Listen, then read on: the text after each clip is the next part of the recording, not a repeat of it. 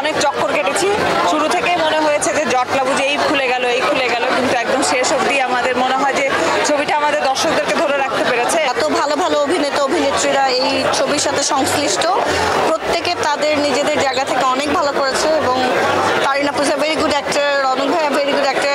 সবার আসতে হবে, দেখতে হবে। চক্করের মধ্যেই ছিলাম, মানে জটলা কখন খুলবে শেষ পর্যায়ে। মোশাররফ ভাই তো খুব ভালো অ্যাক্টিং এবং প্রত্যেকে যার যার জায়গা থেকে সবাই খুব ভালো অভিনয় করেছে। খুব ভালো লেগেছে, অসাধারণ, খুবই ভালো ছিল, এক্সেলেন্ট, যথেষ্ট ভালো ছিল। মুভিটা অনেক ভালো ছিল, 10 আউট অফ 10 অনেক ভালো ছিল, দেখে অনেক ভালো লাগছে। ভিতরে ওনারাও আছে, সো দেখে মনে হয়েছে যে দেখার মতো, সবাইকে সাজেস্ট করবো দেখার জন্য। সিনেমাটা ভালো লাগছে, গল্পটা ভালো ছিল। তো টুইস্ট আশা করিনি আমি, এবং প্রত্যেকে তার জায়গা থেকে ভালো কাজ করেছে। মানে চক্কর দেখে চক্কর খেয়ে গেছি, আরো চক্কর আছে এর মধ্যে, খুব ভালো লাগছে। খুব ইয়াং ছেলেরা আছে বা ইয়াং মেয়েরা আছে যারা এই বয়সের, আর আমাদের দেশে তো আপনারা জানেন যে ইয়াং ইয়ের মধ্যে ড্রাগ প্রবলেম যেটা আছে ওটা তো আসলেই একটা রিয়েল প্রবলেম। সবাই আসবে, ছবিটা দেখতে আসবেন সবাই। চমৎকার একটা ভালো ছবি ভাই, আমার কাছে এটা দেখে মনে হচ্ছে এটা একটা অর্গানিক ভালো ছবি, একদম ন্যাচারাল অভিনয়, মনে হচ্ছে যে আমি কাহিনীর মধ্যে ঢুকে গেছি পুরো। He has always been very brilliant, অনেক ভালো লেগেছে।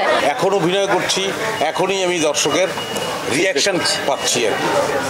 তো সেটা স্বাদ খুবই ভালো, বহুদিন পরে সেই স্বাদটা পেলাম। আমরা এই চক্করের মধ্যে আছি, এই চক্কর না কাটানো পর্যন্ত আসলে বড় কোনো চক্করে আসলে যেতে পারবো না, এটার জন্য আসলে আরেকটু টাইম দরকার। আমি মোশাররফ ভাইয়ের সাথে যতগুলো সিকোয়েন্স ছিল আমি তার উপর আসলে ভরসা করেছিলাম। এবার ঈদে আসলে এতগুলো ছবি রিলিজ পেয়েছে এবং সবগুলোই স্বাস্থ্যকর অল টাইম হানিকম, সব সময় অল টাইম হেলদি লাইফ ভালো করছে। এটা আসলে খুব ভালো লাগছে, বিকজ আমাদেরকে সবসময় মনে হতো যে বাংলাদেশি মানুষের সিনেমা দেখার একটা আগ্রহের জায়গা আছে।